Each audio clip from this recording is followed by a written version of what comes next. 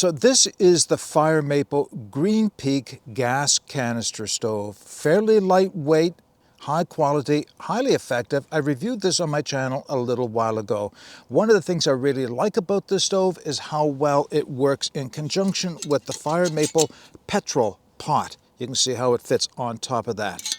Well, how could this be improved? Well, Fire Maple found a way, and they came out with a new version, or an updated version, called the GreenPeak II. If you're interested in hearing my thoughts on this new version, keep watching. All right, before we get started, I do want to thank Fire Maple for sending out the GreenPeak II gas canister stove so that I could share it with you. So the reason I was interested in trying out the GreenPeak II and comparing it against the original GreenPeak is because this has a gas regulator built into it, whereas the original does not. Now, I've reviewed other stoves on my channels that have the gas regulator, and very quickly, the benefits a gas regulator will provide you are: one, it'll allow you to go into lower temperatures than a stove that does not have the regulator on it, meaning it will continue to function as the pressure in the canister itself starts to drop due to temperature or due to the canister itself emptying out. Usually in the last little bit of gas left in the canister, you get a much lower performance with your gas canister stove. But anything with a regulator built in, like this one does, tends to perform better. So that was the reason I was interested in it. So now that I have it, I'll be able to give you a comparison between the two so you can decide if either one of these stoves are for you. What we'll do is we'll just bring the camera in a little closer. I'll show you the two stoves side by side. I'll very quickly go over the specifications on it, and then I'll give you my experiences using it. All right, let's start with the original GreenPeak, and I've got it in its folded down transport mode. And I'll just show you how this operates, because this will give you a good idea of a comparison between the similarities as well as the differences between this and the GreenPeak II. So to put the pot supports into an upright position, they simply just fold right up. There is a turnstile thing here to operate the valve, and there's a piezoelectric lighter on top. Simple, right? Okay, very simple stove. There's a lot of good things to say about this. If you want to know more about this stove, like I said, I have a review, which I'll link at the end of this video if you are interested. All right, now I'm just going to set that aside for a moment while I bring the GreenPeak II into play. It also has a turn knob here. You'll notice that it's, well, let me just bring the other one back in. You'll notice that it's a little longer than the one on the original GreenPeak, and I don't know that it was necessary to make it any longer. At the same time, it doesn't hurt. I think what it does is it fits the stove size just a little bit better. So in order to put the pot supports up, you do it exactly the same way. You just turn them into position like this. That's nice, the similarities there. And yeah, and then you're ready to go. This also has a piezoelectric lighter on it, but this one is a little different in that it has a regulator built into the valve. Now let me bring the original GreenPeak into focus here. You can see how similar they are in so many ways, but there are some slight differences. The GreenPeak II is a little taller, I mean, in addition to the regulator, right? The GreenPeak II is a little taller, and it has I think, half an ounce greater weight. I'll go through the specs in a moment. Otherwise, the burners look very much the same, so you might think that the performance would be the same between the two of them. It's close, but there is a bit of a difference between the two. Now, the one other thing that isn't immediately obvious is on the pot supports for the GreenPeak II, there's a little folding arm that folds inwards for, I guess, really small pots. All right. I'm going to pass my judgment on that right away. Get rid of it, Fire Maple. They're just annoying, to say the least. There's no reason, I cannot imagine a pot that small that I would use this on that needs these little extra extensions to stabilize it. In fact, they can actually get in the way. And when I'm using the Petrel, because of this joint right here, this little place where the pivot is, right in that point right there, I've caught the Petrel on it a couple of times and lifted the whole gas canister up with it. So I will be taking this off afterwards. Yes, I know it's going to violate the warranty for it, but I'm asking Fire Maple to consider not putting those on in the first place. They really don't add anything to the functionality of the stove itself. All right, now I'm going to bring my notes into play just quickly, because it's worth knowing the differences between the twos in terms of specifications. All these specifications will be in the video description. So what else do they have in common? They both have a combination of stainless steel and aluminum in their construction, whereas the GreenPeak original was 3 ounces in weight.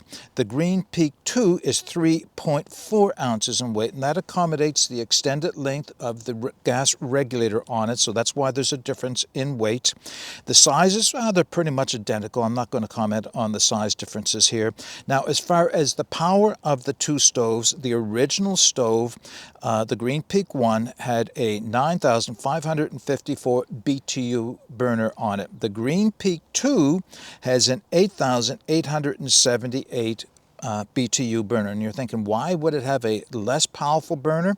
Well, it's related to the regulator, and that's been my experience. Regulated stoves tend not to burn quite as hot as a comparable stove of a similar burner size. It's just something about the regulator itself. But the benefits outweigh any disadvantage, because as the temperatures get cold, as I mentioned, that's where you'll see a regulated stove start to really shine. And this also shows up in the performance between the two of them.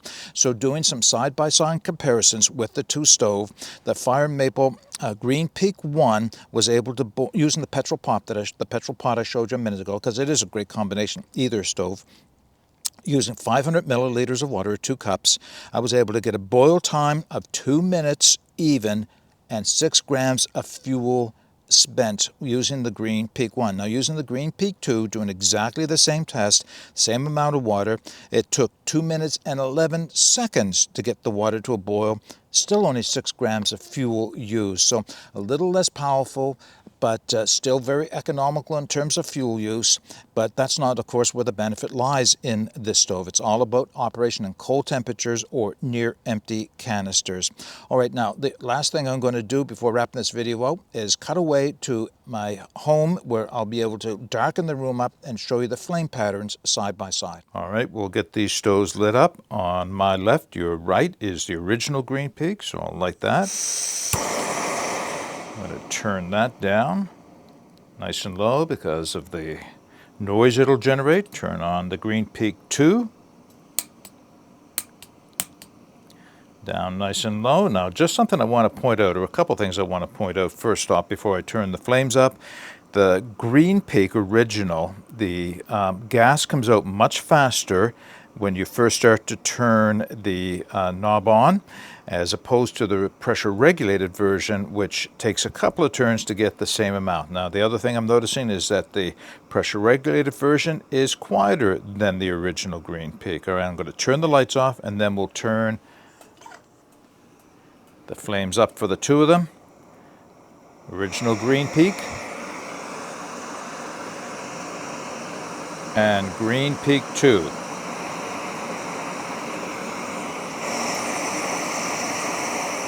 A few closing thoughts for the Fire Maple GreenPeak stove compared with the GreenPeak II. So either stove is going to serve you just fine. If all you're doing is camping in warm weather, then you probably don't need the regulator on this stove, although for the little extra money that you're going to spend to get this, you may find that it's something worth having, especially as you run out of gas in your gas canisters. Both stoves highly effective. Both stoves pair up well with the Fire Maple Petrel. You know, I don't know that necessarily one stove is better than the other for all round. I like the Fire Maple GreenPeak II just a little bit more, but like I mentioned, I'm going to be taking those little extensions, those pot extensions off, because it just annoyed me the first time it got caught on the pot and wasn't necessary. They don't really serve anything there. Now, the last thing I want to say is about the GreenPeak II and the fact that it is a regulated stove, because this is not the only top gas canister stove that Fire Maple have that is regulated. They also have the Polaris, another very high quality stove. I've reviewed the Polaris remote gas canister stove, the version that has the hose that takes the tank away from the burner itself. But there is one that screws directly onto the canister that looks very much like this, but costs considerably more. So if you're looking for the benefits of a regulated gas canister stove, and you're wondering if you should purchase one or the other, the GreenPeak II or the Polaris, I think it's a matter of money. The GreenPeak II the Polaris is a little bit more expensive, but it's also a little lighter. So the performance is very close to the two of them as well. This will just cost you a little less money and be a little heavier in your pack. not very much, of course, as well. So those are my thoughts comparing one against the other. If you have any comments or questions, put those in the comment section below. All the specifications and the links to where you can take another look at these two stoves will be in the video description. But until next time, get out and explore and take that path less traveled, because it will make all the difference. Bye for now.